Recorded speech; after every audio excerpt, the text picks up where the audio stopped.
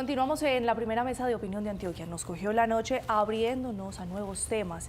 Temas que ya hemos tratado y trabajado en esta mesa de debate, pero que siguen siendo muy apetecidos por ustedes y qué interesante tenerlos de vez en cuando para que rompamos con esa monotonía que siempre tenemos de la política. Tenemos un invitado tremendamente especial, ufólogo, conferencista, uno de los más destacados a nivel internacional por las charlas que dicta sobre los encuentros que tenemos. Hay una portada particular, una muy reconocida, que en su carátula en inglés lo afirmó y lo ratificó: no estamos solos. Y Sixto Paz se ha dedicado a mostrarnos y demostrarnos que no estamos solos.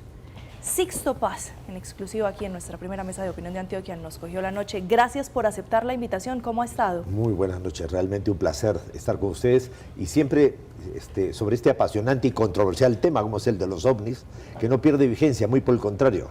En la última audiencia pública que se ha hecho ante la Subcomisión de Inteligencia del Senado de los Estados Unidos en Washington el 13 de noviembre del 2024, la conclusión final de todos los militares y del Senado es que los ovnis sí existen, que no son de la Tierra, que no vienen con malas intenciones y que son una tecnología que mucho supera lo que el ser humano ha desarrollado.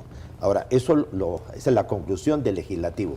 ¿Por qué el ejecutivo no quiere aceptarlo? Porque para los militares les da lo mismo que sean extraterrestres o extranjeros. El momento en que un objeto volador no identificado invade tu espacio aéreo sin que tú lo puedas evitar, es un problema de seguridad nacional. De cara a los contribuyentes estás haciendo el ridículo, pues no puedes evitarlo. ¿Para qué existen fronteras si son una coladera? Pero por otro lado, el negocio más próspero en la actualidad, que solo compite en rentabilidad con el narcotráfico internacional, es la venta de armamento. Todos esos países que nosotros admiramos, las grandes potencias, son grandes fabricantes y traficantes de armas. Si no existen guerras, las inventan. Entonces, si se demuestra que estos seres existen y no vienen con malas intenciones, esto obligaría a que todos los países del mundo se unieran como una sola gran nación, con un solo gran gobierno mundial, que podrían ser las Naciones Unidas. Ahora, si desaparecen las fronteras, desaparece la deuda externa y no habría quien debiera qué a quién.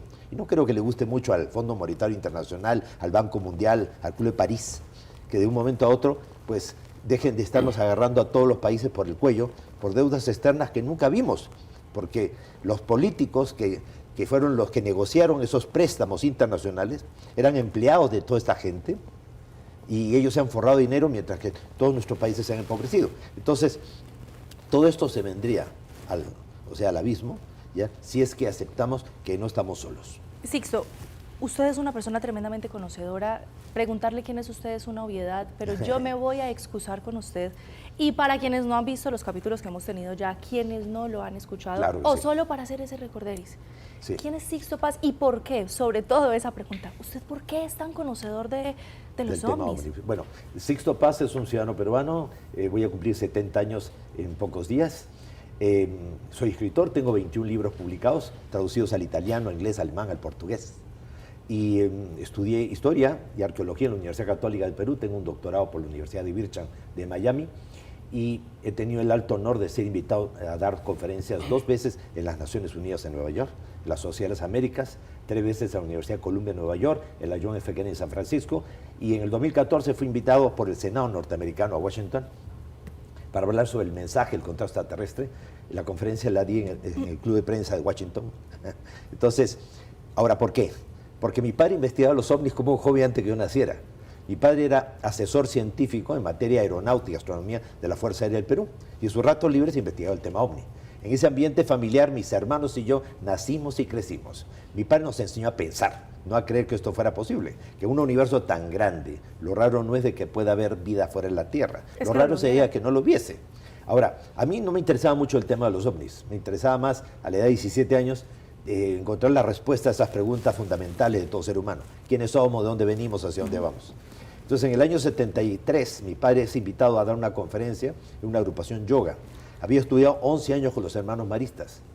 O sea, terminé en el primer puesto de mérito. O sea, no es que fuera el mejor alumno, pero sí me gustaba estudiar. Entonces, yo ya estaba en ese momento en la universidad, entrando, ¿no? Y de pronto mi padre tiene esa conferencia, mi mamá me pidió que fuera acompañándolo, porque generalmente van muchas señoras ahí a esas reuniones de yoga. Entonces, que supiera que estaba casado. Entonces tuve ahí que soplarme toda la conferencia y me encontré con un grupo de personas que se dedicaban a temas espirituales sin hacer de eso una religión. Y me gustó, me enganché con el tema de la Hatha Yoga, la mantra yoga, meditación, me puse a hacerlo y pensando que de pronto encontraría las respuestas que no había encontrado estudiando en un colegio religioso donde todo es un secreto, la ciencia todo es, o sea, todo es un secreto y un misterio, pero según la ciencia también todo es teoría, no hay nada concreto. Entonces estaba buscando respuestas. Y al año siguiente, en el 74, salió una noticia en el diario más serio y conservador de Lima, el diario El Comercio, que decía que se había descubierto que el espacio no era un silencio sepulcral como se creía, sino que era mucho ruido, mucha bulla, y que esos sonidos podían ser mensajes de ondas de radio enviadas por civilizaciones avanzadas. Entonces se hablaba del proyecto OSMA, la versión antigua del proyecto SETI, y los radiotelescopios estaban captando las señales y suministrando a las computadoras para decodificar e interpretar estas posibles señales. Mi padre organiza una conferencia en el seno de la Fuerza Aérea, la dio un médico del Hospital de Policía de Lima, miembro de la Sociedad Teosófica, alto grado de la masonería, el doctor Víctor Ñáñez Aguirre. La conferencia fue sobre el tema, la posibilidad de contacto extraterrestre, de que estos seres, si es que existen, podrían estar llegando con sus naves espaciales o mentalmente, de forma telepática o astralmente, hasta en sueños, podrían estar intentando un contacto con la humanidad. Quedé fascinado con lo que dijo el médico. Y pensé, de pronto ellos tienen la respuesta a mis preguntas. Entonces, de regreso a la casa, le conté a mi madre y a mi hermana de lo que se había hablado, y se nos ocurrió intentar, utilizando las técnicas de la yoga, respiración, relajación, concentración y meditación, para intentar un supuesto mensaje o contacto extraterrestre. La noche del 22 de enero del año 74, con mi madre y mi hermana, pusimos unas hojas de papel y un lápiz y acordamos que al primero que le viniera a la mente una idea que considerara que no fuera suya, le iba a anotar en el papel y después íbamos a ir uniendo las ideas buscando un probable mensaje. Nos pusimos a meditar, dejar la mente en blanco y me vino la imagen de unos ojos marcadamente oblicuos que me miraban. Entonces me impresionó, abrí los ojos, estaba totalmente consciente, agarré el lápiz y el papel, iba a escribir que había visto un rostro y comencé de pronto a hacer trazos desordenados y a transcribir a gran velocidad. Sala de hogar buena para hacer la comunicación. Me llamo Oxal, soy de Morlen. Ustedes le llaman Ganímedes, una de las lunas de Júpiter. Podemos tener contacto con ustedes, pronto nos verán. Era lo que yo iba escuchando y compulsivamente iba escribiendo. Claro, lo leí y me reí pensando de que era mi imaginación. Pero mi madre y mi hermana me dijeron que habían sentido exactamente lo mismo, solo que no lo habían escrito. Entonces al día siguiente repetimos un experimento con un grupo de amigos, o sea, el mismo, y me sorprendí mucho porque nuevamente recibo el mensaje y le pedimos una prueba. Entonces nos dijo que fuéramos al desierto, al sur de Lima, porque el 7 de febrero del año 74, a las 9 de la noche, veríamos aparecer la nave. Y esa sería la confirmación de que el contacto era real. Como yo estaba convencido que no íbamos a ver nada, pero valía la pena por lo menos pasar una noche en el campo. Nos fuimos desde el día anterior, para pasar también una noche antes, no fuera a ser de que viéramos un meteorito, un satélite, un avión y pensáramos, ahí está la nave prometida. Un poco difícil confundirse teniendo un padre astrónomo, porque mi padre nos había enseñado todo lo que se puede ver en el cielo. Refracción de luz, inversión térmica, nubes caprichosas, el movimiento real, movimiento aparente, tanto de la luna como de los planetas, las estrellas, todo. Llega el día de la cita, a la hora indicada, el ambiente relajado, chiste, broma, nadie se creía el contacto, y detrás de los cerros se iluminó en la noche como si fuera de día. Y mismísima película, salió una luz detrás de los cerros, siguió todo el relieve montañoso y desde ahí fue descendiendo hasta colocarse encima de todos nosotros. Más o menos una altura de 80 metros, te da la impresión que podías agarrarlo con la mano. Era un objeto en forma de disco, giraba sobre sí mismo, luz de multicolores, y todos, no solo yo, todos, captamos que nos decían que no bajaban, pues no estábamos preparados, que habría una preparación, un tiempo y un lugar. Se elevó y se marchó a gran velocidad. El grupo saltó de felicidad, se abrazaba entre todos, pero yo no podía creer, porque nosotros, un grupo de muchachos intrascendentes, en un país en vía de desarrollo, no tenía sentido alguno que tuviéramos una experiencia de este tipo. Entonces llegamos a pensar ingenuamente que como del espacio no se ve que los países sean diferentes colores, como aparecen en los mapas, y se ven las líneas punteadas que lo dividen. Ellos creían que habían bajado pues en Alemania o en Estados Unidos, se habían quedado a mitad de camino en el Perú. Entonces le contamos a mi papá, que era científico, y él se rió, pensando que nos estábamos burlando de sus investigaciones. En esos días intentamos nuevamente recibir un mensaje para que estos seres le dieran una prueba a mi padre. Y a regañadientes mi padre con la gente de la Fuerza Aérea nos acompañaron, llevaron telescopios para hacer una sesión de astronomía al aire libre para no perder el tiempo, porque estaban convencidos que iban a perder el tiempo. Fuimos ahí al desierto y a la hora indicada detrás de los cerros salió un objeto en forma de torpedo, en forma de cilindro, como de unos 150 metros de largo. Recordemos que hay más de 167 formas diferentes de ovnis que han sido registrados por estadística. naves en forma de cilindro, en forma de esfera, en forma de disco, naves piramidales, naves rectangulares, totalmente antiaerodinámicas, que hacen recordar los mitos persas, árabes e hindúes que hablan de alfombras voladoras. O sea, hay de todo. Entonces, mi padre vio eso y los militares también. Mi papá después nos confesó que en ese momento decía, frustrado, no puede ser posible, tantos años investigando el tema OVNI y al final vienen a tener contacto con mis hijos y no conmigo, qué injusto. Entonces, ya de regreso a la casa, pues, y todo, el grupo fue creciendo mucho, mi padre y la Fuerza Aérea no dijeron nada a la prensa, se lo guardaron para ellos, y ya para el mes de junio, pues, como el grupo creció mucho, cada uno fue trayendo familiares, conocidos, amigos, éramos como 60 o 70 personas las que nos movilizábamos hacia el desierto. Cuando de pronto, cuando ellos nos invitaban, pues siempre recibíamos los mensajes a través de la meditación. Entonces, vamos al desierto solamente 7 personas. Nos pusieron como condición que solamente fuéramos 7 esa vez. Entonces, fuimos en el auto que le prestó el papá a uno de los muchachos, uno encima de otro, llegamos al desierto, teníamos que caminar a un lugar ya conocido, que le llamábamos La Mina, una cantera de grava abandonada. Dejamos el auto, empezamos a conversar, a caminar todos y conversando en bloque. Estaba conversando con el compañero al lado, le hago una pregunta, no me contesta, y cuando me giro a buscarlo y a los demás, estaba solo, y ya 2 kilómetros delante, 2. O sea, un terreno bastante irregular, no se demora para llegar hasta la mina. Entonces dije, ¿cómo llegué aquí? Me di la vuelta, empiezo a correr y veo que detrás de una colina cercana había un resplandor de luz. Pensé que eran los muchachos con sus linternas. Entonces me fui hacia ahí, pasé del otro lado de la colina, y a unos 100 metros de distancia había como un domo luminoso, pulsante.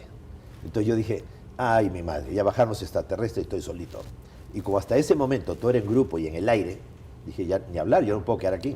Me di la vuelta, empecé a correr y sentí esa desagradable sensación de que alguien me miraba. A tal punto que me detuve, me giré sobre los talones y veo que del domo luminoso sale la silueta de alguien, o sea, antropomorfo, humanoide, cabeza, tronco, extremidad, con el brazo levantado, y en mi mente con toda claridad capté que me decían, ven.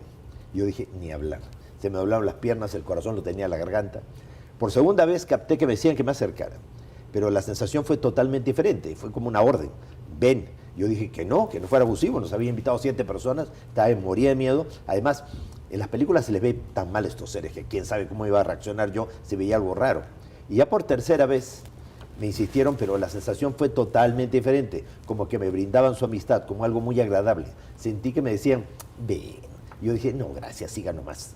Así que este ser se dio la vuelta, se metió en la luz y yo dije, uy, uy, uy, ahora sí, me voy a lamentar haberse aprovechado la experiencia. Y no porque tuviera valor, quizás por amor propio. Dije, yo tengo que ir. Entonces traté de avanzar como pude. Y cuando ya estuve muy cerca del domo luminoso, algo me hizo levantar la vista al cielo. Y a unos 400, 500 metros de altura había un objeto en forma de disco. Entonces dije, son 2 naves, una que está en el aire y otra que tengo delante mío. Entonces metí mi mano en la luz y la atravesé, no era sólido. Me metí dentro de la luz y sentí sensaciones, mareos, de náuseas, de pérdida de peso. Sentía que todo el cuerpo se me quemaba. La luz era tan intensa que me obligaba a cerrar los ojos. Pero cuando ya pude ver, vi una persona parada delante mío, era como de 1,80 m, o sea, más alto que yo, robusto. Su rostro era ligeramente más ancho que el nuestro, pómulos muy pronunciados, ojos marcadamente oblicuos. Esos ojos eran los mismos que venían a mi mente cada vez que yo recibía los mensajes. Parecía un coreano, un mongol, un oriental. Hacía gestos con las manos, la comunicación fue mental, pero yo le capté con toda claridad que me decía, mira, yo soy Oxal, el mismo ser que se ha comunicado contigo desde el principio. Y esto que tú has atravesado es un centro, un portal dimensional, un umbral en el espacio-tiempo. Él me dijo que ellos a través de su tecnología y su poder psíquico pueden desmaterializar a una persona y proyectarla a otro lugar. Según él, yo lo acompañaría a Ganímedes, a 600 millones de kilómetros de distancia de la Tierra, a una de las lunas de Júpiter, y que el tiempo que yo viviría allí no correspondería al tiempo de acá. Yo calculo haber estado unos 4 o 5 días con ellos allá, pero cuando volví, había solamente pasado 15 minutos, el tiempo suficiente como para que el grupo llegara y me viera a mí salir de la luz. Esa misma experiencia la vivieron mis compañeros, la vivió mucha gente de nuestro grupo, y salió publicada en el primer libro del periodista español Juan José Benítez, quien vino al desierto con nosotros y vio aparecer las naves también. O sea, ese mismo año, Juan José Benítez, la agencia EFE, lo envían y él sale a un contacto con nosotros y lo puede constatar. Pues eso sale publicado en su primer libro a fines del 74, comienzo del 75, OVNIS SOS a la Humanidad, editorial Place Janés. 3 años después, el 25 de abril del año 77, un cabo del ejército chileno, el cabo Armando Valdés, del regimiento Huamachuco. Estaba con un grupo de soldados patrullando la zona de Putre, en Arica, la zona norte de Chile, frontera con el Perú, donde hay mucho contrabando en el desierto, y una luz se les desciende delante de ellos. Él le dice a los soldados, que todos eran muy jóvenes, quédense, voy a ver de qué se trata. Y penetró en el interior de la luz. Y al cabo de 15 minutos, ya sale de la luz, con la barba crecía varios días y el reloj en el fechador adelantado en 5 días. Pero él conscientemente no recordaba dónde había estado. Los siguientes 2 años en la vida del cabo Valdés fueron muy duros, era la época de Pinochet. Estuvo en situación de arresto militar y al parecer por haber sido otro planeta sin pedir permiso a los superiores.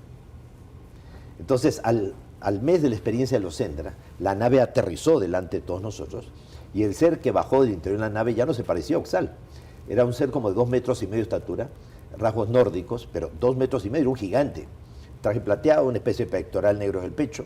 También hacía gestos con las manos. Nos dijo que él venía de otro planeta, que venía de un planeta llamado Apu, que son varias civilizaciones que están de alguna manera coludidas para intervenir aquí en la Tierra, y que ellos abrirían los medios de difusión para que el mensaje, la experiencia, el contacto llegara a otra gente. ¿Y para qué? O sea, para despertar conciencia de, primero, que no estamos solos. Segundo, que si ellos han logrado sobrevivir y pasar etapas de crisis, de crecimiento, como la que nosotros estamos viviendo, nosotros no tenemos por qué pensar que nos vayamos a destruir. Si ellos lo lograron, ¿por qué nosotros no? Que hay que empezar a creer en lo bueno que hay en el ser humano, que hay más bien que mal en el mundo. El problema es que el mal está mejor publicitado. Ahora, ¿por qué les interesamos? ¿Ya? Porque de alguna manera somos siembra de ellos. O sea, no es que ellos se parezcan a nosotros, nosotros parecemos a ellos, porque ellos han venido a lo largo de la historia y han ido también dejando su siembra de semillas aquí. Bueno, el asunto es que Juan José Benítez de la agencia EFE fue enviado al Perú para cubrir la experiencia de estos adolescentes, estos jóvenes que decíamos tener contacto, y nos acompañó al desierto, vio aparecer las naves, se impresionó tanto por lo que vio, que regresó a España, testificó a través de Televisión Española y publica su primer libro. Al año siguiente Benítez regresa con otro periodista de la agencia EFE, Fernando Mujica. Nos acompaña a un nuevo encuentro, pero ya no a Chilca, al desierto, al sur de Lima, sino una playa al norte de Lima. Y nuevamente las naves aparecieron y de ahí surge otro libro de Benítez. Benítez tiene como 60 libros en la actualidad. Entonces, ese segundo libro se llama 100.000 kilómetros tras los ovnis. A lo largo de estos 52 años de contacto, 11 veces hemos invitado a la prensa a encuentros programados con anticipación. O sea, hay un adagio popular que dice, cría fama y échate a la cama. Bastaría haberse invitado una sola vez a la prensa y no arriesgarse a que la próxima no aparezcan, porque para hacer el ridículo nadie está. ¿Por qué lo hemos hecho 11 veces en estos 52 años? Porque para nosotros mismos es importante verificar que sigue siendo verdad, que del otro lado de la línea telefónica realmente hay alguien que se comunica contigo y esto no es una esquizofrenia, un delirio o el juego de la imaginación. Y no solamente periodistas, aparte de esas 11 veces, hemos salido con jueces, ¿ya? Jueces que después han dado su testimonio delante de Televisión Española, ¿ya? Joaquín Goyenechea, juez de juzgado de Barcelona, ¿ya? Dijo públicamente en el programa de Iñaki Gabilondo, En Familia, yo estuve ahí presente y lo que dijo el señor Sixto Paz es cierto. O sea, todos lo vimos ahí, el objeto que apareció, y está el video. Después también ha estado la autora María Polo, ha estado en el año 2006, por ejemplo, tuvimos un encuentro en la isla de Pascua, uno de los lugares más enigmáticos del planeta Tierra. Es una isla de la Polinesia chilena, parte de la quinta región de Chile, donde hay 887 estatuas, los Moai, que pesan entre 75 y 85 toneladas. O sea, es un misterio. Bueno, fuimos ahí para una experiencia de contacto y a último minuto un psiquiatra, el doctor Mario Dussel, asesor del CEFA, de la Comisión de Investigación de Fenómenos Anómalos de la Fuerza Aérea Chilena, se enteró que íbamos a ir y se comunicó conmigo por teléfono y me pregunta, don Sixto, me enteró que usted va a tener una experiencia de contacto, pues ahí en la isla de Pascua. ¿Podría acompañarlo pero en plan escéptico? Dije, mire doctor, hace mucho tiempo que hay gente que considera que tanto mi persona como el grupo del que formo parte necesitamos un psiquiatra y urgente. Pues qué mejor que usted se ofrece voluntariamente a acompañarnos y no nos va a cobrar la consulta. Entonces él vino con nosotros. El video está colgado también en YouTube. Se pongan ustedes el ovni de la isla de Pascua y ahí está, los ovnis a plena luz del día. Y no filmados por mí, porque tú no puedes ser juez y parte a la vez. Claro. ¿Ya? Entonces, fuimos a la isla de Pascua y delante del psiquiatra nos pusimos a meditar y recibí el mensaje psicográfico de escritura automática, una forma de telepatía instrumentalizada, que decía a qué hora, qué día y en qué lugar de la isla iban a aparecer. Claro, cuando me vio recibir el mensaje debe haber pensado, están peor de lo que yo imaginaba. El día anterior al contacto nos reunimos con la gente del aeropuerto Mataveri, de la población de Jangaroa, de la isla de Pascua. O sea, tanto personal civil como personal militar. Y estábamos con el psiquiatra y dijimos, miren, mañana vamos a tener un avistamiento ovni, van a aparecer 2 objetos sobre el volcán Poique, al lado de la plataforma ceremonial Ajutongariki, donde hay 15 estatuas. Ah, sí, o sea, vamos a estar atentos, pues, ya. Como me han visto aparecer mucho en la televisión de Chile, ya entonces, como que ya uno es medio popular. Así que dijeron que iban a estar atentos. Total, nos fuimos con el psiquiatra, aparecieron los ovnis, el psiquiatra decía, no puede ser posible, era verdad. Total, nos regresamos al aeropuerto y salen de la torre del control los radaristas, todo el personal, me abrazan delante del psiquiatra y me dicen, don Sixto, fue espectacular. Lo tenemos grabado en la pantalla del radar. Eran 2 objetos sobre el Poique. Y el psiquiatra dijo, perdóneme, lo interrumpo. Sí. Ahorita usted estaba mencionando esos encuentros, pero ¿estos seres le dan a usted un día, fecha, hora para poder encontrarse, para poder observarlos? Así es, porque sería poco serio si te dicen, miren, salgan y durante esta semana en algún momento verán algo. No, pues, o sea, de ver algo tú puedes ver cualquier cosa, pero que te digan el día, la hora y el lugar, ya eso es muy especial. Eso es lo que le ha dado la credibilidad. Y cuando me hacía la pregunta de por qué ese reconocimiento internacional, por qué he dado conferencias en 64 países a nivel mundial. ¿Y cómo se comunican con usted para darle esos somos un grupo que, podríamos decir, incorporó esos ejercicios de la yoga, esos 4 pasos de la yoga, respiración, relajación, concentración, meditación, para que, tratando de dejar la mente en blanco, tú estés en capacidad de percibir, canalizar supuestamente un mensaje. Ahora, la única forma de saber si eso es real o no es buscar la evidencia, o sea, la corroboración física, el avistamiento programado. Sisto, ¿y qué evidencia tangible hay de que lo que usted dice es cierto?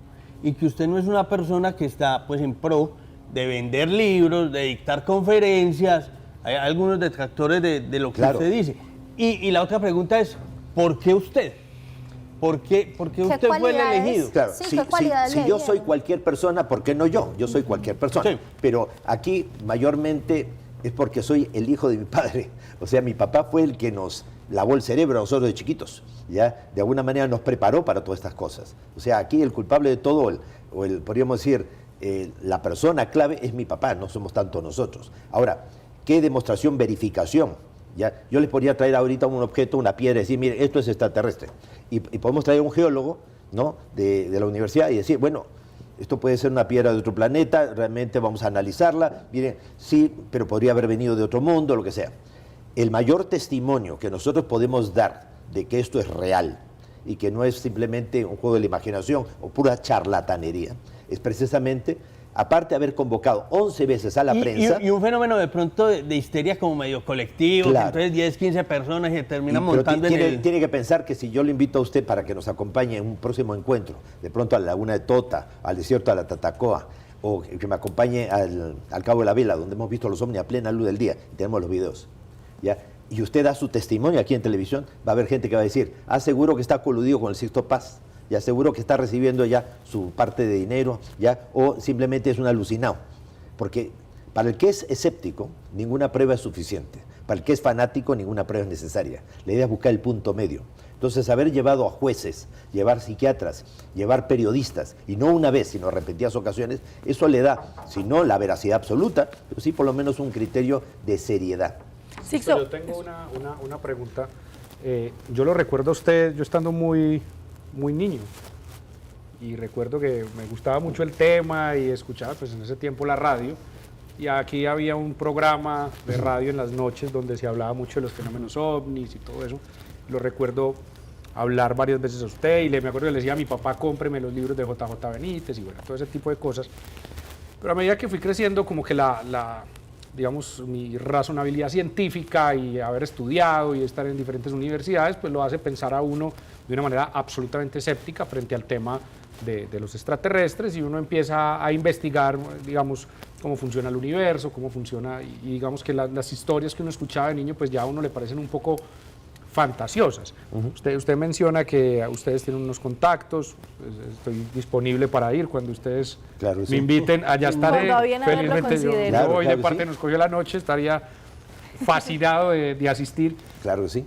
Pero, ¿cómo hace uno para entender cuál es la parte que es ficción y cuál es la parte que puede llegar a ser real? Porque yo lo digo, obviamente, con el mayor respeto del mundo. Naturalmente. Cuando yo he escuchado sus conferencias, algunos podcasts en los que usted ha participado y los de JJ Benítez, llega un momento que uno dice, esto me parece una fantasía muy bonita, muy divertida de contar como si fuera una película de Hollywood, pero ¿hasta qué punto una persona racional puede llegar a pensar si efectivamente esto es una gran fantasía o si es real? Por eso, justamente lo que hay que buscar siempre, o sea, el método científico exige la corroboración, la verificación, y cuando algo se repite, cuando un fenómeno se puede repetir en varias ocasiones y a veces bajo diversas circunstancias, entonces te lleva a ti a aceptar de que esto puede ser probable. Yo no estoy diciendo que por favor crean en el fenómeno OVNI, pero en el año 2019, como les decía al principio, se filtraron una serie de documentos secretos del Pentágono y fueron a parar directamente al National Geographic. Posteriormente pasaron al Washington Post. Si no hay nada que ocultar, si supuestamente todo esto es una invención, todo esto es imaginación, producto de mentes delirantes, ¿cómo puede ser posible que el gobierno haya ocultado sistemáticamente encuentros, no de personas fantasiosas, sino de los propios militares? O sea, el 13 de noviembre del año pasado, pues se hizo una nueva audiencia pública y entre las personas que estuvieron presentes estuvo Tim Gallaudet, contraalmirante de la Armada de los Estados Unidos. Y él declaró, bajo juramento, delante del Senado norteamericano, que él estaba en su submarino clase Orión, debajo del Ártico, cuando de pronto casi impactan contra un objeto que venía en ruta de colisión a una velocidad que no les daba tiempo de tirar el timón de lado y alejarse. O sea, el choque iba a ser inminente. Y sin embargo, a último minuto el objeto hizo un ángulo recto imposible y el objeto se marchó. Entonces, Tim Gallaudet declaró, y está en internet, lo pueden ustedes encontrar, el testimonio de este contraalmirante de la Armada norteamericana, de que esto para él le demuestra que los ovnis no solamente existen, sino que tienen bases submarinas, o sea, que tienen bases en el fondo del mar. Ahora, es un delirante, es un fantasioso, es una persona que que quiere vender libros o que quiere de pronto llenar conferencias. Sisto, yo tengo una pregunta. Pero me van a tener esas preguntas ahí porque me tengo que ir a una pausa para comerciales. La conversación está mucho más interesante de lo que nos la planteamos inicialmente, Sixto, y no hemos hablado de lo que nos compete, que ha hablado el Senado de los Estados Unidos, y por ahí hay un 3 y atrás que no hemos hablado. Mucho más en esta fascinante conversación, lo veremos cuando regresemos de esta pausa. Ya volvemos. No negocio, por acá nos estaban diciendo, esto es una experiencia individual, esto no es que usted tenga una agencia de viajes donde monte un tour para ver, usted está cobrando viajes, usted no está cobrando paquetes, usted no tiene nada de esto, estos son experiencias personales que cada quien en esa inquietud de expandir su mente y sobre si estamos o no estamos solos, se aventura a vivir en un momento determinado. En el año 2009, por ejemplo, estábamos en Rasal, en el Pirineo aragonés, estuvimos 6 días de campamento. Y estaba con nosotros Ángeles Macua, de Telemadrid y Radio Nacional de España, su camarógrafo Ángel Valcárcel y su sonidista. Y doy nombres propios para que cualquier persona que quiera demostrar que soy un charlatán, que esto es falso, que es mentira, los busca, son periodistas reconocidos en España. Oiga, mire, Sixto Paz está utilizando el nombre de usted para decir que ustedes vivieron esta experiencia y no es así. Ellos estuvieron esos días con nosotros allá, era la segunda semana de diciembre, una época en que hace mucho frío en el Pirineo. Y sin embargo estuvimos ahí. Y apareció el domo luminoso del Sendra y todo. Y la periodista, Ángeles Macua, su camarógrafo, y el sonidista me dice, don Sixto, lo hemos escuchado usted contar muchas veces estas experiencias de estos domos luminosos, estos Sendras, estos portales dimensionales. ¿Usted cree que nosotros como periodistas podríamos tener la oportunidad de entrar? Adelante, por favor. Y los 3 periodistas entraron y al cabo de 15 minutos salieron pálidos, con los ojos orbitados, y nos dijeron a todos, no sabemos si hemos estado días, semanas o meses en esa otra realidad. Eran unos seres altísimos, nos llevaron por lugares increíbles. Ahora, ¿por qué no van y por qué no tratan de comunicarse con estos periodistas y pregunten, ¿es cierto lo que dice Sixto Paz de lo que ustedes han vivido? ¿Por qué no se comunican con el psiquiatra, el doctor Mario Ucel? ¿Es cierto lo que se dice que usted estuvo presente y todo? Están los videos, no, pero los videos ya no es prueba. Pues vayamos a los testimonios de los testigos A1, gente que tiene más que perder que ganar. Y por eso los hemos llevado, si no, siempre hubiéramos sido solamente los del Un grupo cerrado que no se grupo abre. cerrado, que no puede ir nadie, José. nadie más. Listo, a usted le han explicado, ya que van más de 50 años de ese primer contacto, ¿por qué en 50 años los contactos son pequeños, son con grupos selectivos, todavía no hay nada masivo? Y yo le quiero cuñar eso. Usted decía, porque se tiene que dar una preparación y habrá un tiempo y un lugar. ¿Qué falta para eso, para que se haga de manera masiva? Bueno, si todavía tenemos armamento nuclear apuntando a las principales capitales del mundo, si somos capaces de hacer las barbaridades que hacemos con nuestros congéneres, ¿no? En Gaza, en Ucrania, ¿ya? ¿Usted cree que si baja ahorita en el centro de Bogotá, ¿ya? O aquí en el centro de Medellín, baja el OVNI, ¿ya? ¿Vamos a recibirlos con abrazos y besos? ¿Eso creería usted que es lo que ha creado? ¿Pero ese eso le han impedimento? dicho o eso es lo que usted cree que es la razón? No, pero ¿O es nunca que nunca ha planteado ellos eso? lo han dicho desde el principio. Entonces, ellos se están acercando gradualmente. Estos encuentros que ha tenido el ejército norteamericano, ya con los ovnis, que, por ejemplo, en el año 2019, entre los documentos que fueron filtrados, encima del destructor de última generación, Russell, apareció un objeto triangular impresionante, gigantesco, que no tiene nada que ver con los aviones triangulares fantasmas norteamericanos. Y esto se guardó en máximo secreto y esos documentos salieron filtrados, ¿ya? Y se llegaron a los medios de comunicación. Entonces, ese acercamiento es para demostrar que no vienen con malas intenciones. Yo Si tengo no, ahí hace dos tiempo nos hubieran hecho polvo. Yo tengo ahí dos preguntas, Sisto, y aprovecho porque cuando conté a mis amigos, yogis por todo lo demás, que hacemos yoga y nos sentamos a meditar Excelente. y todo eso, oiga, voy a entrevistar con Sisto, ¿ustedes conocen? Sí, claro, todo el mundo sabe quién es Sisto, pues digamos de ciertas. Y me decían, Juan, hágale una pregunta a Sisto, yo la quiero complementar. La primera pregunta que me hacían, ¿es cierto o no es cierto que en la Antártida hay unas bases de esta gente que los gobiernos de las principales potencias conocen y se contactan con estas civilizaciones para intercambio de tecnología? Y ahí complemento la pregunta, y es, ¿los gobiernos del mundo tienen ese mismo contacto con estas civilizaciones? ¿Hay contacto, no hay contacto? ¿Por qué se contacta, digamos, por así llamarlo, no con gobiernos, sino con personas que están en esa búsqueda de esas civilizaciones? ¿Cuál es esa diferencia? Sí hay contacto con los gobiernos, o sea, no ha habido misión espacial americana o rusa que no haya tenido un contacto con los ovnis. Es más, en el año 2023, el Senado norteamericano reunió a todos los altos directivos de la NASA en una audiencia pública que fue a finales del mes de mayo del 2023. Y se le preguntó a todos los directivos de la NASA, ¿ustedes investigan o no investigan el tema OVNI? Y ellos dijeron, sí investigamos, lo que pasa es que no tenemos parámetros para entender el fenómeno, no sabemos lo que estamos viendo. En ese momento apareció Sean Kirkpatrick, que es el enlace entre el Pentágono y la NASA, un científico muy reconocido, y Avi Loeb lo avaló en ese momento, Avi Loeb, el astrónomo de Harvard. Y él dijo, la NASA sí sabe lo que está viendo. Son gigantescos objetos en forma de cilindro que han sido videograbados, fotografiados desde la Estación Espacial Internacional, la ISS, que está circunvolando el planeta Tierra a 400 kilómetros de altitud. Y están los videos y las fotografías colgadas en la página web de la NASA. Pero la NASA dice que no saben qué son. Objetos de 100 kilómetros de largo, cada objeto. Y varios. O sea, una cosa impresionante. Lo dice la NASA, o sea, no lo estoy diciendo yo.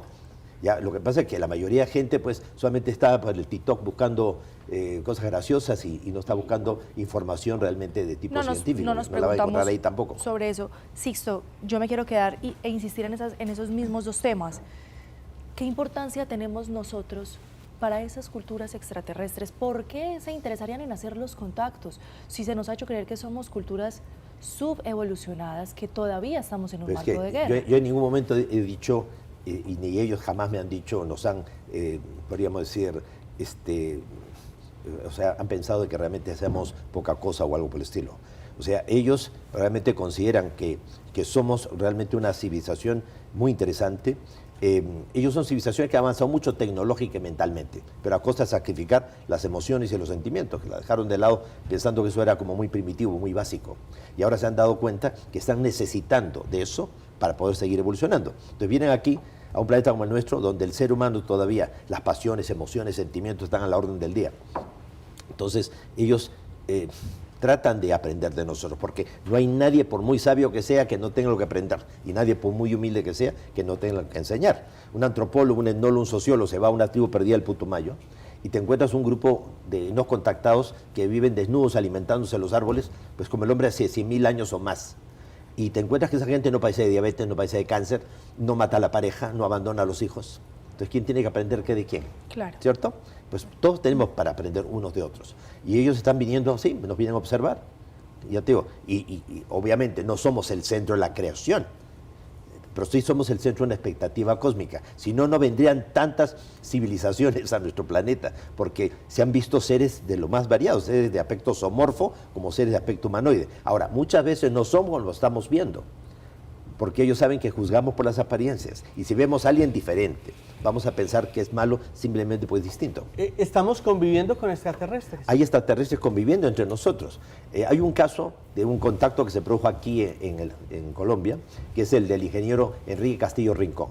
Él era costarricense, ya, pero toda su familia era colombiana. Entonces, él tenía lazos comerciales, tenía un empresario socio suyo en Caracas, Venezuela, Cyril Weiss, un señor suizo, alto y todo. Total que se viene a Bogotá para una reunión de negocios con un grupo de empresarios y ellos le dicen, oye, Enrique, ¿por qué no te quedas? Esta noche vamos a tener una reunión muy interesante con una contactada mexicana. ¿Contactada con quién? Con extraterrestres. Por favor, todos ustedes son empresarios, son profesionales. Hombre, ¿cómo puede ser que estén creyendo tonterías? Quédate. Total, ya por curiosidad se quedó. Y esta persona se llamaba Karenka, discípula de otra gran contactada mexicana llamada Marla.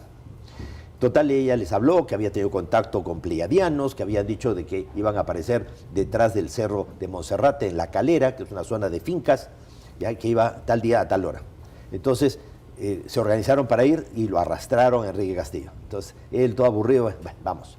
Total que pasaron la noche, él venía de tierra caliente, sufría por el frío, ya casi estaba suplicando por favor para regresarse, y como no había pasado nada en la noche, ya se iban a ir cuando aparece el ovni, aterriza, y salen dos seres con trajes brillantes. Entonces él se acerca, ya por su misma curiosidad científica como ingeniero, y resulta ser que uno de ellos era su socio comercial en Caracas, Venezuela, Cyril Weiss. Entonces le dice, Cyril, ¿eres tú? Le dice, mira, mi nombre real es Chris Namer, y aquí mi compañero se llama Cromacan, y somos pleiadianos, y estamos infiltrados en tu ¿Somos qué, mundo. perdón? Que son pleiadianos. Pleiadianos. O sea, de la constelación de Tauro, de lo que nosotros conocemos como las Pléyades. O Correcto. sea, ese grupo de 7 estrellas que son como un racimo que se ve en el cielo. Correcto. Y fruto de todo ese contacto que usted ha tenido con estos personajes de Ganímedes y todos estos contactos a lo largo de 50 años, ¿usted ha preguntado, le han contado cuántas razas de extraterrestres hay? ¿Los seres humanos somos de origen extraterrestre? O sea, tantas preguntas. Es lo que les había dicho al principio. Según ellos, somos siembra de vida extraterrestre, somos semillas estelares. Ellos dicen que a lo largo de nuestra historia ha habido hibridación y mestizaje entre extraterrestres y seres humanos en la Tierra. Y eso no es novedad, porque si uno ve los mitos y leyendas de los pueblos antiguos, de la Grecia antigua, por ejemplo, Zeus tenía relaciones sexuales con mujeres de la Tierra y surgían semidioses, como Hércules, Perseo, ¿no? Entonces, no es novedad. La Biblia misma, en el capítulo 6 del Génesis, te dice que los hijos de Dios se unieron a las hijas de los hombres y tuvieron a los nefilim, o sea, los mestizos. Así que no es novedad. Entonces, ellos ya han dicho eso. Pero hay cosas interesantes. No es solamente el hecho que tuviste un contacto y viste algo raro, no. Ellos dicen cosas que son comprobables. Por ejemplo, en el año 74 nos dijeron que el centro de la galaxia emite un pulso de luz violeta que genera todo tipo de mutaciones en el Sol y en nuestro sistema solar. Cada 26.000 años se produce esa mutación generalizada. Decir, hace 52, casi 52 años atrás, que el centro de la galaxia, o sea, Sagitario A, donde según la ciencia hay un agujero negro supermasivo y de un agujero negro nunca sale nada, que salga un pulso de luz violeta, era una reverenda tontería, propio de gente ignorante. Recién en el mes de noviembre del año 2010, el telescopio espacial Fermi de rayos gamma detectó el pulso de luz violeta emitido por el centro de la galaxia, que tendría un diámetro superior a los 25.000 años luz y que sería el verdadero responsable de las alteraciones en el Sol y del cambio climático. Y a nosotros nos lo dijeron y está publicado desde el año 74. Ahora, también nos dijeron otra cosa interesante, que no habían sido los norteamericanos los primeros en llegar a la Luna, sino que habían sido los rusos.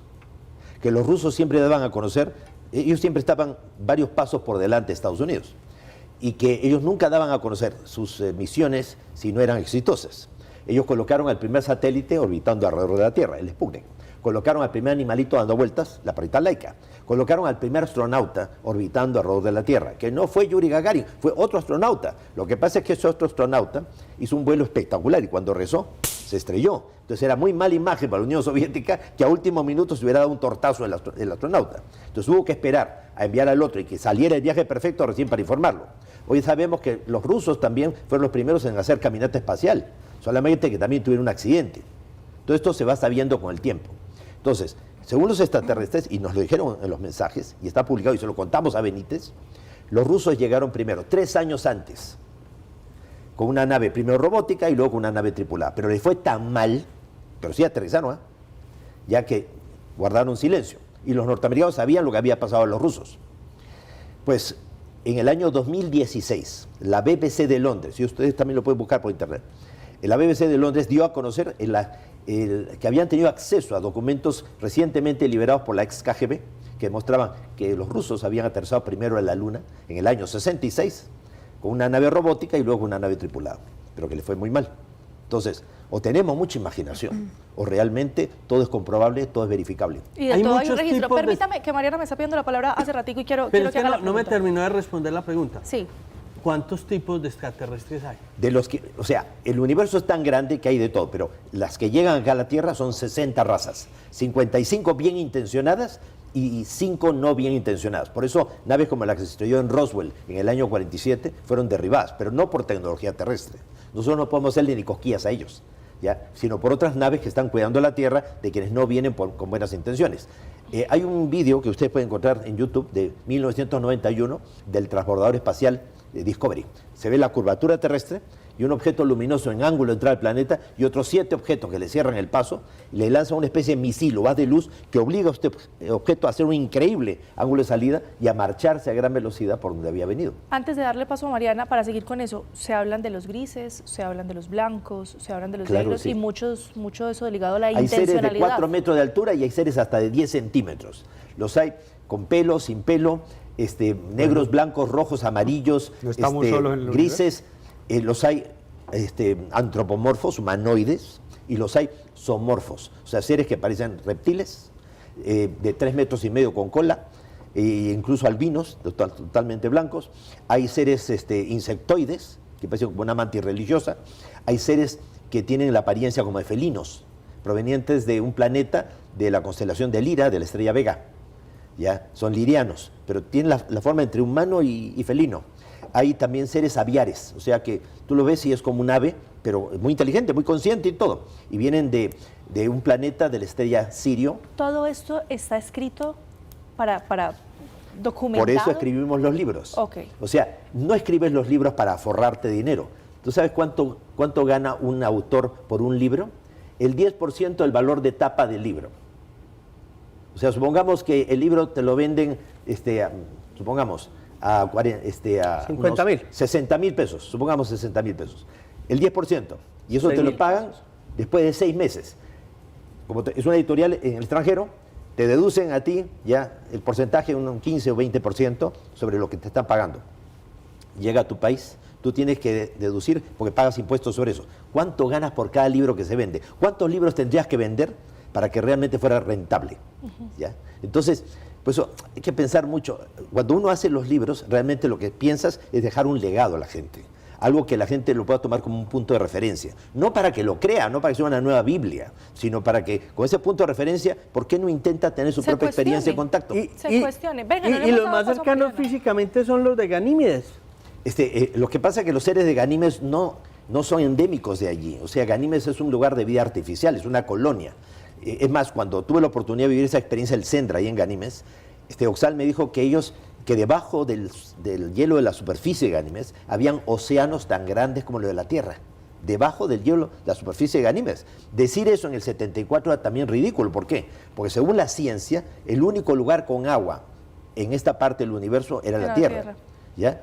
Y ningún otro lugar. Recién hubo que esperar al año 2006 que la sonda Cassini llegó a Saturno y descubrió que una de las más de 100 lunas que tiene Saturno, pero lunas que algunas no tienen más que 2-3 kilómetros de diámetro, una luna de 500 kilómetros de diámetro, que se llama Encelado, tenía geysers que lanzaban agua vaporizada a 40 kilómetros de altitud, se congelaba y Saturno tomaba esa agua congelada para formar el anillo E, que es el anillo más grueso que tiene Saturno y característico.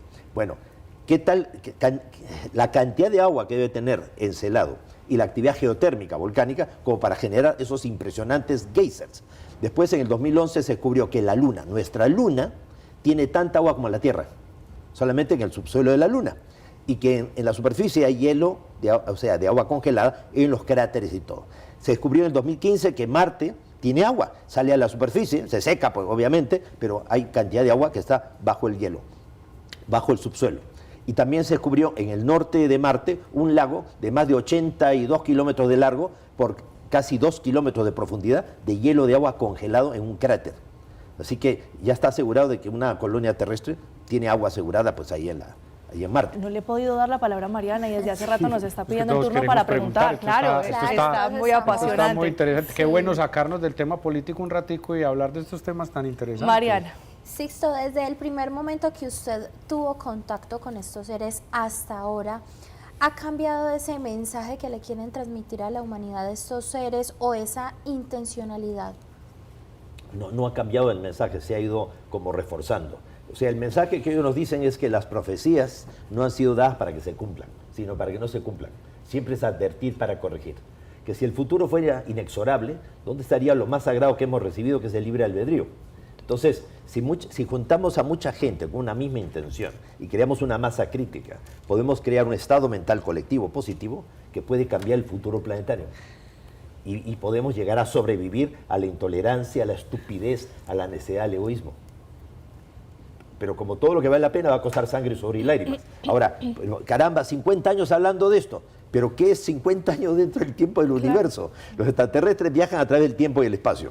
Entonces, ellos no van en línea recta, ellos pliegan el universo como si fuera una hoja de papel. Entran hoy y salen ayer. Los mismos seres que estuvieron aquí en la Tierra hace 1 millón de años o hace 100.000 años son los mismos que nos visitan a nosotros ahora en la actualidad. Para ellos fue el año pasado, la semana pasada. Entonces, ¿qué? ¿50 años? Sí, Sixto, yo le quiero hacer una pregunta muy humana, muy profana. Perdóneme a cuánto voy a rebajar el nivel de la pregunta, pero cuando usted... voy a asumir que ha hecho varios viajes, o fue solo uno.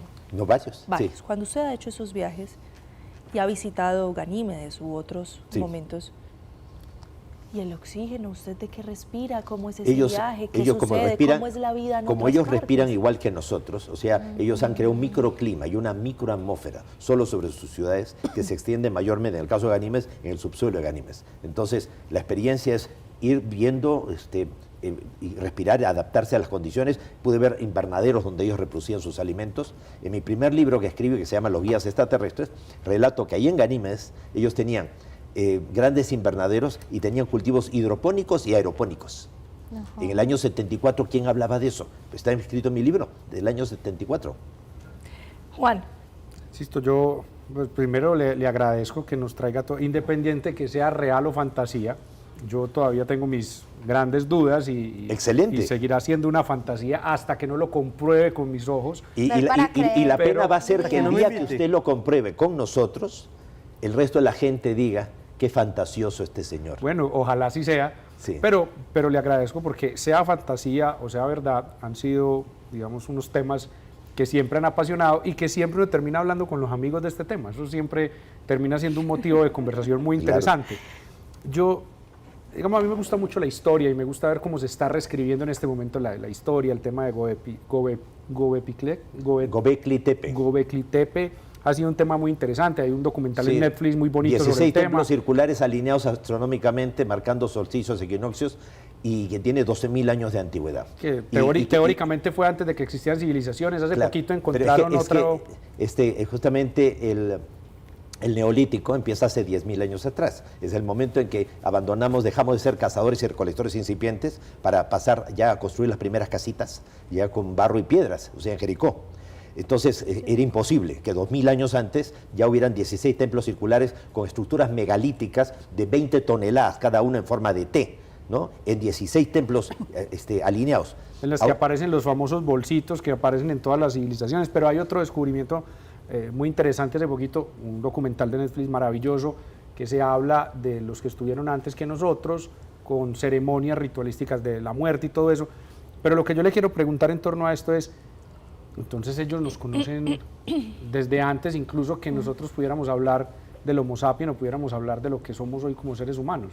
Y probablemente pues ellos fueron los que aceleraron el proceso para que apareciera realmente el Homo sapiens sapiens o el hombre de Cro-Magnon o nuestros antepasados pues, más remotos. Y le salieron algunos realmente, el modelo realmente salió deteriorado, un neandertal por ejemplo, ¿no?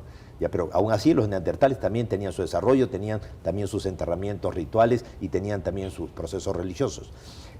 Dentro de más o menos 20 días voy a estar en Göbekli Tepe. Estoy yendo allí. Nos manda fotos, por favor. De todas maneras. Y aparte de eso, según los arqueólogos, era imposible que eso existiera y tendrían que haberlo hecho cazadores y recolectores incipientes. ¿Cómo cazadores y recolectores incipientes van a hacer 16 templos circulares alineados astronómicamente? Ya, que no hay ninguna ciudad cerca. Entonces los científicos alemanes y los arqueólogos turcos han encontrado a solo 34 kilómetros de Göbekli Tepe, Karahan Tepe, una ciudad completa con templos, palacios, cisternas para recoger todo el agua de las lluvias, calles empedradas con sistema de alcantarillado de hace 12.000 años atrás. ¿Ya? Hace cuestión de 7 meses atrás estuve en Gunung Padam. Gunung Padam es una pirámide de 300 metros de altura, hecha toda de batolitos, piedras hexagonales basálticas, todas clavadas formando una estructura de 5 terrazas, o sea, es una pirámide escalonada. La antigüedad que le da el National Geographic posible, 27.000 años de antigüedad. ¿Qué antigüedad tiene la pirámide de Egipto? Según la arqueología tradicional, o sea, la pirámide de Keops, 4.680 años. La pirámide de Saqqara, la escalonada de Saqqara, la que construyó Imhotep para Djoser, 4.800 años. Caral, en Perú, donde la autora Chadi descubrió precisamente estas 8 pirámides de una población del precerámico, tienen 5.000 años de antigüedad. Hace poco descubrieron las pirámides también de Bandurria, más o menos como unos 30 kilómetros de Caral, tienen 5.300 años de antigüedad. O sea, y siguen descubriendo cada vez cosas más antiguas que están rompiendo todos los esquemas.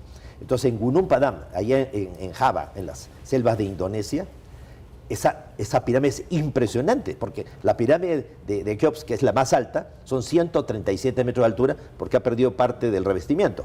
Originalmente eran 143 metros, más o menos.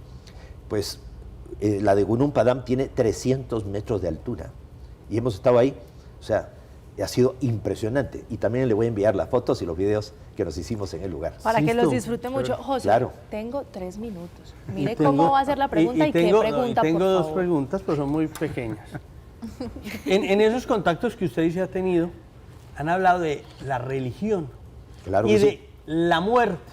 También. ¿Y qué han dicho al respecto? Bueno, justamente escribí un libro que se llama La muerte no existe, la gran metamorfosis. Según ellos, así como nosotros no enviamos a nuestros hijos un año a la escuela, sino año tras año, para afianzar lo que han aprendido y para que aprendan cosas nuevas, la divinidad, como le queramos llamar, sabiendo que el ser no llega a realizarse una sola existencia física, le concede tantas vidas como sean necesarias para pasar al plano inmediatamente superior. Entonces ellos hablan de reencarnación, de las vidas sucesivas. Ahora uno dice, si hemos tenido vidas anteriores, ¿por qué no las recordamos? Porque no podemos vivir 2 vidas a la vez. ¿Cómo podrías desenvolverte en esta sabiendo que en otra tuviste otro sexo, otra familia, otras relaciones? Entonces, ¿de qué me sirve haber tenido vidas pasadas?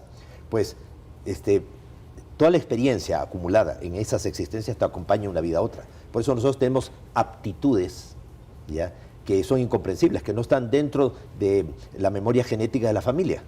O sea, de pronto una familia que nadie sabe tocar ningún instrumento, ni siquiera saben tocar la puerta, y de pronto te sale un virtuoso del piano, ¿no? Qué gran ejemplo. Qué gran ejemplo. Dios, Jesucristo. Eso para los cristianos. O dentro de lo que usted dice, es una forma de denominar a la nueva divinidad. forma de religiosidad. Primeramente, en 1999, Monseñor Corrado Balducci, teólogo del Vaticano, cardenal de la Iglesia Católica y amigo personal del Papa Juan Pablo II, apareció en la RAI, en la radio de televisión italiana, declarando que la posición actual de la Iglesia Católica frente al tema OVNI es aceptar la posibilidad que en un universo tan grande no estemos solos y que los ángeles del pasado podrían ser los extraterrestres de hoy. Como cambia la Iglesia. El 13 de mayo del año 2008, una fecha muy sensible para la Iglesia Católica, porque recuerda la aparición de Fátima, pues José Gabriel Funes, la máxima autoridad astronómica del Vaticano, un jesuita de origen argentino, astrónomo del Papa, o sea, encargado del Observatorio Castel Gandolfo en Roma, declaró al diario Observatorio Romano que el Vaticano acepta la vida extraterrestre, que es tan lícito para un católico creer en Dios como creer en los extraterrestres. Dios, ¿cómo cambian los tiempos, no? ¿Cómo cambian los tiempos? Sixto, llevamos conversando, yo creo que acabamos de vivir uno de sus encuentros, porque llevamos conversando 55 minutos y parecen 15. Se nos fue volando el tiempo. El tiempo nos relativo, cogió la cuarta noche. dimensión. Nos ha cogido la noche, Sixto, pero gracias por aceptar la invitación y conversar con nosotros. Gracias a ustedes por su amplitud de criterio, no para creer, sino para pensar. Porque realmente la libertad de pensamiento, la amplitud de criterio es lo que nos va a llevar a la verdad. Porque en el todo. pensamiento crítico al fin y al cabo es la construcción de unas buenas sociedades. Naturalmente que sí, pero a veces pasa que dentro del escepticismo científico podemos resultar hasta convirtiéndonos un poco en sectarios. Si la ciencia no lo dice, pero ¿cuántos de los científicos realmente saben cosas y no las dicen porque los gobiernos ejercen control ya para que ciertas cosas no se sepan? El control de la información es poder. El control de la información es poder, tiene usted toda la razón. Sixto, muchísimas gracias por acompañarnos en esta ocasión, gracias por estar en Medellín, muchos éxitos en... Gracias a ustedes y realmente también agradecer a Edison Flores por esa extraordinaria conferencia que pudimos dar pues, en el auditorio de la Librería Panamericana. Realmente la gente, pues las preguntas, eso demuestra que hay un nivel de preparación y eso realmente es por la gran labor que ha hecho mi gran amigo pues Edison, pues a través de los programas y a través de todas sus intervenciones. Gracias a él por la organización, gracias a Tati también y que hayan nuevas oportunidades como esta. Que siempre haya nuevas oportunidades para expandir la mente. A todos ustedes, gracias por habernos acompañado en la primera mesa de Opinión de Antioquia. Nos cogió la noche. Llegamos al final de esta misión. Nos queda desearles que descansen y nos vemos la próxima semana con mucho más.